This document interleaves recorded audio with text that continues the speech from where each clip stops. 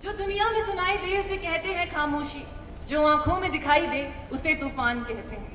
ये जो दीवार का सुराख है साहब, ये जो दीवार का सुराख है, चाइना, अमेरिका, पाकिस्तान साजिशों का हिस्सा है, मगर हम इसे अपने घर का रोशनदान कहते हैं, अपने घर का रोशनदान कहते हैं। आदरणीय प्राचार्य महोदया, शिक्षक गण एवं श्रोतागण, आज मैं एनएसएस वॉलंटियर हिमाद्री सिंह स्वतंत्रता दिवस के अवसर पर कुछ शब्द लेकर प्रस्तुत हुई।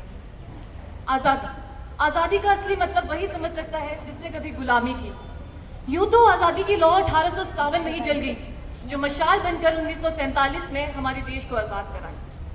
प्राचीन, मध्यकालीन और वर्तमान भारत के उदाहरणों से ये स्पष्ट करना चाहूंगी कि जब हम फिरंगियों के फेरे में फंस गए थे, तब रंग दे बसंती चोला की एक आवाज में टोलों के टोले उमड़ाते थे।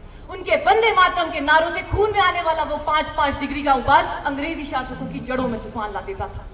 लोग मर जाते थे, मिट जाते थे, फांसी चढ़ जाते थे, तो वो भी अपनी देशभक्ति साबित कर रहे होते थे, क्योंकि ये उस वक्त की देशभक्ति की कसौटी थी।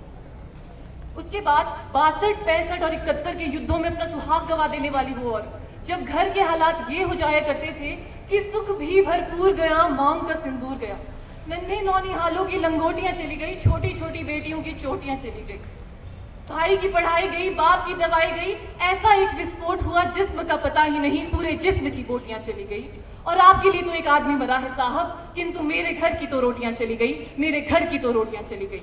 वाले हालात पैदा हो जाने के बावजूद एक माँ अपने बेटे को सरहद पर दुश्मन की धज्जियां उड़ाने के लिए भेज दिया करती थी, और खत में लिखकर ये कहा करती थी कि अम्मा ने खत लिखा है बड़ी चाव से, अम्मा ने खत लिखा है बड़ी चाव से, पुत्र मेरे ना घबरा जाना, 1 इंच भी पीछे ना हटना, चाहे इंच इंच कट जाना, चाहे इंच इंच कट जाना। इस तरह पूरा परिवार अपने देशभक्ति साबित कर रहा होता था।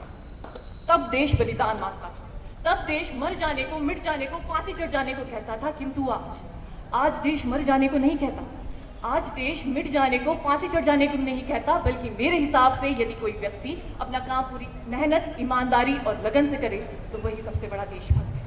मैं नहीं मानती कि अपनी व्हाट्सएप और फेसबुक की डीपी को 3 रंग में रंगना ही देशभक्ति है। और अगर आप कहेंगे कि साल में 2 दिन हाथ में तिरंगा लेना देशभक्ति है, तो पूछना चाहूंगी मैं आपसे कि फुटपाथ पे रहने वाला वो बच्चा जब ट्रैफिक की छांव में, कड़ी धूप में अपने हाथ में तिरंगा लिए भेज रहा होता है, तो क्या आप इसे उसकी देशभक्ति कहेंगे? ये उसकी देशभक्ति नहीं, उसके पेट की भूखी शक्ति है जो उसे ऐसा करने पर मजबूर करती है। अपने परिवार, अपने समाज, अपने देश के लिए समर्पण का भाव है देशभक्ति, और हर देशद्रोही के जहन में आने वाला तूफान है हमारी सच्ची देशभक्ति, ताकि हर देशद्रोही ये समझ सके कि अगर तू परिंदा है तो ये आसमां तेरा है, अगर तू दरिंदा है तो ये शमशान तेरा है। भाईचारे से रहना है तो रह इस जमीन पर, वरना ये कब्र भी तेरी है और कब्रिस्तान भी तेरा है। परंतु एक वैचारिक बीमारी मुझे हमारे समाज में दिखाई पड़ती है। कहा जाता है कि हम विश्व के सबसे बड़े लोकतंत्र हैं, जहां हिंदू पैदा होते हैं, सिख पैदा होते हैं, ईसाई और मुसलमान भी पैदा होते हैं, परंतु बदकिस्मती जो अब ये है, ये अब इंसान पैदा नहीं होता। और मेरे हिसाब से न हिंदुओं की जरूरत है, न मुसलमान की जरूरत है, राष्ट्र निर्माण के लिए तो सिर्फ अच्छे इंसान की जरूरत है।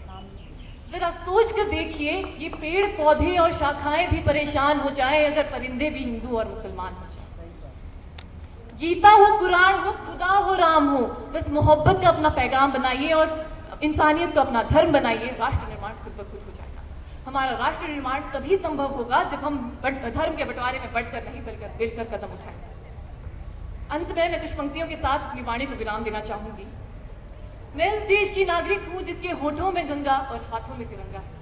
वो देश जो कभी सत्यम शिवम सुंदरम तो कभी वंदे मातरम और कभी पंजाब, सिंध, गुजरात, मराठा, द्राविड़, उत्कल, बंगा है।